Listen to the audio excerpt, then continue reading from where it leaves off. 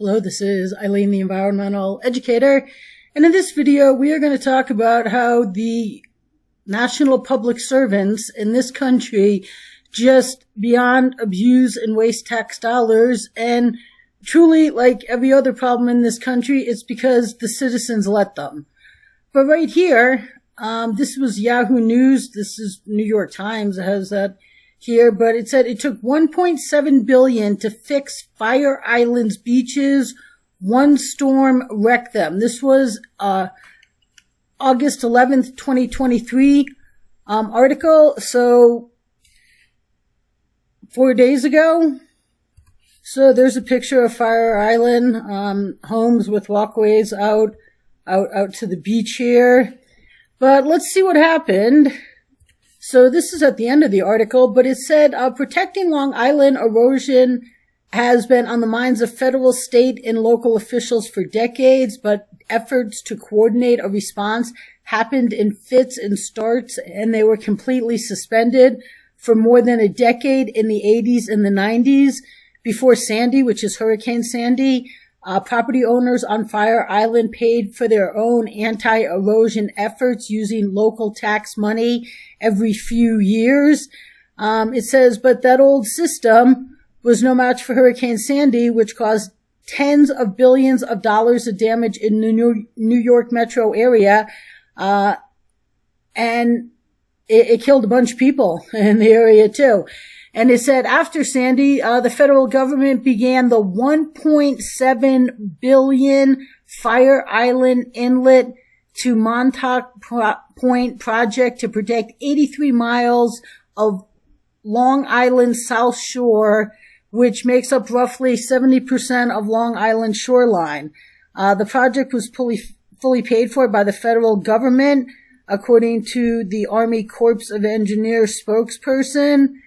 And it said the project on Fire Island included the placement of 2.3 million cubic yards of sand. When it was completed, the island was left with broad beaches and a protective shield of high dunes, and the hope, right there, keyword hope, that maybe the problem had been solved. And they said water used to come up to the yards of the houses right on the ocean, and that doesn't happen now, but they wonder how long it'll last. And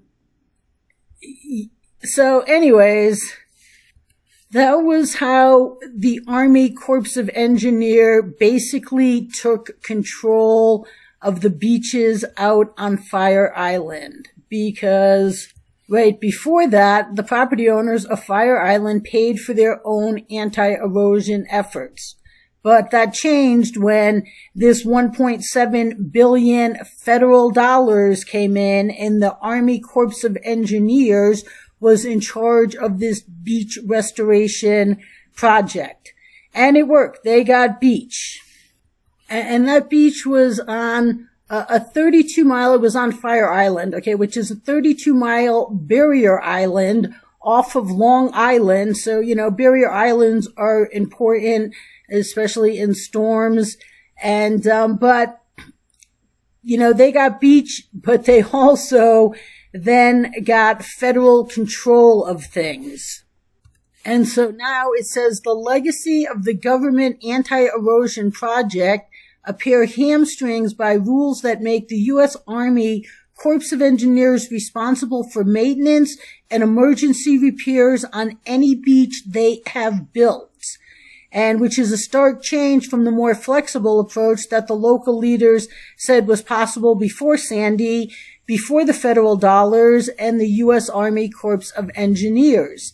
And now they say they think this is the worst the beach has looked in the 25 years that they've been on Fire Island. And that's from Henry Robin, the president of the Fire Island Pines Property Owner Association.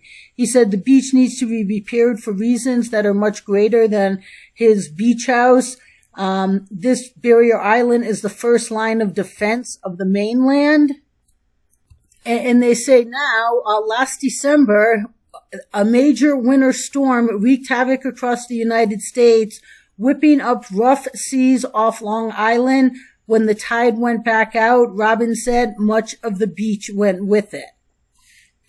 So a spokesperson for Suffolk County said that, that storm did a lot of beach infrastructure destruction and stairs and boardwalks and ramps, and a significant amount of sand was lost. But after the storm, the county successfully petitioned the Army Corps of for emergency repair to the beaches on Fire Island western end. So, and they said in an email that the cost of future beach renourishment work would be divided equally between federal and non-federal funding. And that's coming from the Army Corps of Engineers, from a spokesperson for them. And so repairs on the island's western beaches are scheduled to begin in the fall, but the Army Corps denied a request to expand the scope of the project to include the island's eastern side. And they say what's so incredibly concerning is that in previous years, before the Army Corps, did that $1.7 billion worth of work, they could fix it themselves. Well, right, that they can say that, but they hadn't been. Okay, they were at a stalemate for a long time there, and no one was really doing anything. But, they could go out on a limited scale and do some things. But he said local leaders were not given a clear reason why their appeal for emergency assistance to the eastern side of the island was denied. The Army Corps of Engineers declined to explain the agency's reasoning. He said in a statement, though, he said, the engineers determined that the storms did not meet the federal criteria of extraordinary storms for emergency funding.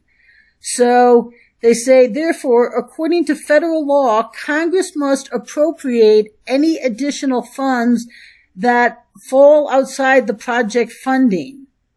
And so they're going to continue to work with New York and find ways to, mitigate storm risks for the residents. But the bottom of the long and short of it is now it's an act of Congress to get a $1.7 billion beach restoration restored again.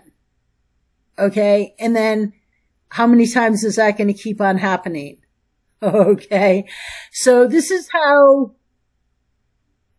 national public servants in DC spend your money, and mainly because the American people let them.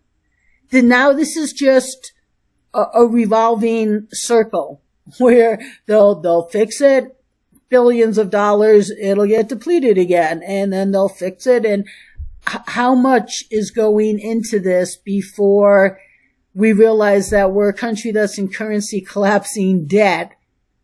And maybe we just can't be spending $1.7 billion on this. But right now, this is where we're at. And another waste of huge, massive sums of money of United States. This isn't even taxpayer money. Okay. This isn't even money that the taxpayers are paying the government, and the government's going, oh, hey, well, we'll find a way to spend that. Okay. We'll help them here, them here, them here. This is debt. America operates on currency collapsing debt. This is all pretend money that is catastrophic, the debt of this country. So this is just how things are now, people. The government comes in and saves you, spends a ton of money, project doesn't work, and then it takes an act of Congress to get more and more money, and it's just a crazy loop. So remember where every time you're like, wow, man, I wish I had the money to go do something fun today. You're like, oh, well, please let me pay interest on the debt so that we can just be wasting billions upon billions upon billions of dollars. Stay tuned, people.